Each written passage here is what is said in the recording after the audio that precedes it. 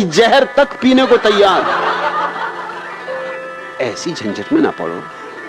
अच्छे भले आदमी चंगे आए चंगे ही जाओ। कि मैं उत्तरों से भरा हूं, उत्तरों से मैं भरा हूं, इस भ्रांति में ना रहो। मैं कोई पंडित नहीं। हाँ, तुम्हें भी प्रश्नों से खाली होना हो तो मुझसे जुड़ सकते हो, वही सन्यास है। प्रश्नों के उत्तर नहीं होते।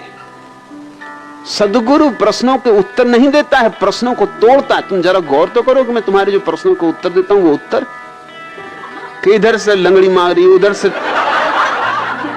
एक दचका दिया, इधर खोपड़ी पे लठ मारा, एक हुद्दा आगे से एक पीछे से, इसको तुम उत्तर कहते हो? उत्तर होते शास्त्रों में। यहां तो कुटाई पिटाई हो जाती और तुम कह रहे हो कि आप मेरी जिज्ञासाओं का समाधान कर देंगे यदि आप आश्वासन दें। दादा चूहड़मल फूहड़मल बीमार थे, डॉक्टर के यहां गए।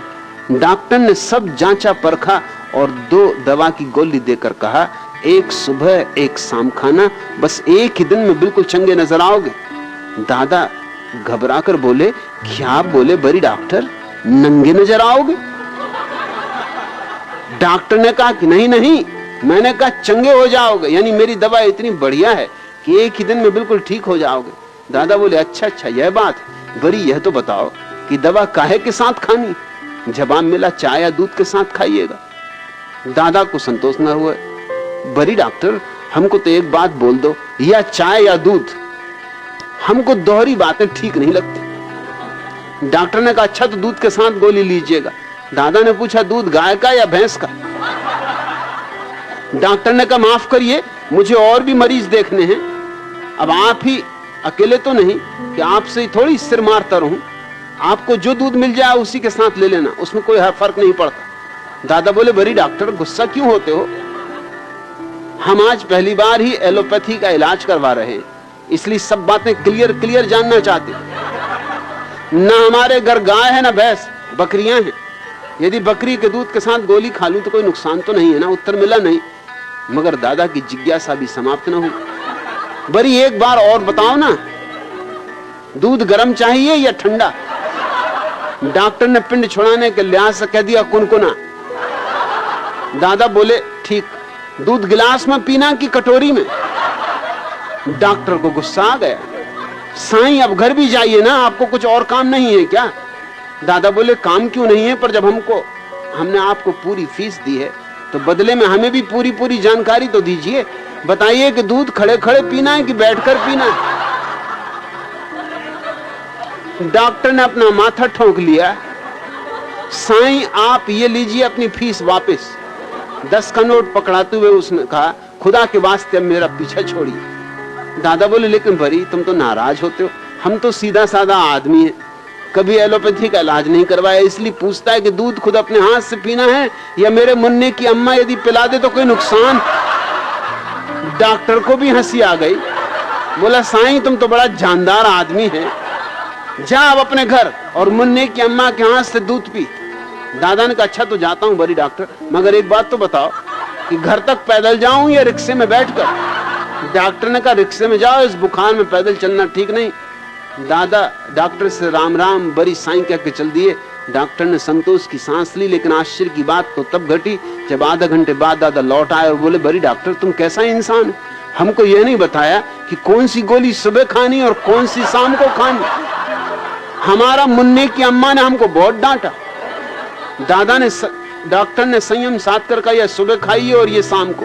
दादा बोले, तुम्हारी भूल के कारण हमको वापस आना पड़ा बरी, हमको फिर से घर जाने के लिए 10 रुपया रिक्शा का भाड़ा दो, वरना हम कैसे जाएंगे? डॉक्टर ने आधा मिनट गंभीरता से सोचा और चुपचाप 10 का नोट दादा के हाथ में थमा दिया। इसी में ज्यादा भलाई थी। दादा मुस्कुराते बाहर आए और वेटिंग रूम में बैठी अपनी बीबी को आंख मारकर बोले, लोग कहते हैं कि जाग को राखे साइयां मार सके न खोए। ऐसा कहने वाले मेरे मूर्ख हैं, गधे, उनको कहना चाहिए जाको लूटे साइयां बचा सके न कोई। बीबी हंसती हुई उठी और बोली, तो फिर आज कौन से पिक्चर चला जाए मुन्ने के पापा? इस डॉक्टर से आज कितने रुपए वसूल करे? अरे बरी बोलो ना, तुम्हारी जिज्ञासाएं भाईदास भाई किसी काम ना आएंगी। यहां तो जिज्ञासाएं तोड़नी, यहां तो प्रश्न गिराने। उत्तर मेरे पास कोई नहीं, उत्तरों का उत्तर है और वह तुम्हारे भीतर है। उसे खोजने का रास्ता बता सकता हूं। गारंटी चाहते हो? एक ही बात की गारंटी दे सकता हूं कि तुम्हारे प्रश्नों को नष्ट कर दूंगा, एक एक प्रश्न को उखाड़ के फेंक दूंगा और उत्तर बाहर से नहीं आते। जब सारे प्रश्न गिर जाते तो तुम्हारे भीतर ही उत्तरों का उत्तर, समाधानों का समाधान। इसलिए तो हम उस अवस्था को समाधि कहते हैं, क्योंकि वो समाधानों का समाधान है, उत्तर नहीं है। जिंदगी कोई स्कूल की परीक्षा नहीं है कि प्रश्न पूछे और उत्तर दे दिए। लेकिन आदतें हमारी खराब है, सड़ी गली आदतें, दखियानुसी आदतें, और अज्ञान में क्या प्रश्न हो सकते, और ज्ञान में तो प्रश्न होंगे ही क्यों। अज्ञान में व्यर्थ के कुतूहल होते, या चालबाजियां होती, या धोखा होता, या पाखंड होता। तुम्हारे प्रश्नों में तुम्हारी ही छाप होगी ना, तुम्हारे प्रश्न तुम्हारे ही प्रतिबिंब होंगे ना, तुम्हारे प्रश्न आखिर तुम्हारे भीतर ही से तो आएंगे।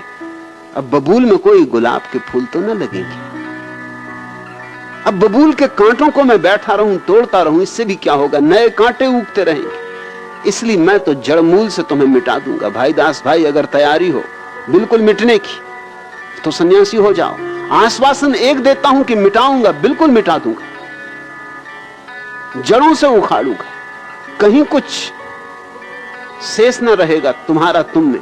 और जब तुम्हारा तुम में कुछ भी शेष न रहेगा तो पा जाओगे तुम सभी समस्याओं का समाधान।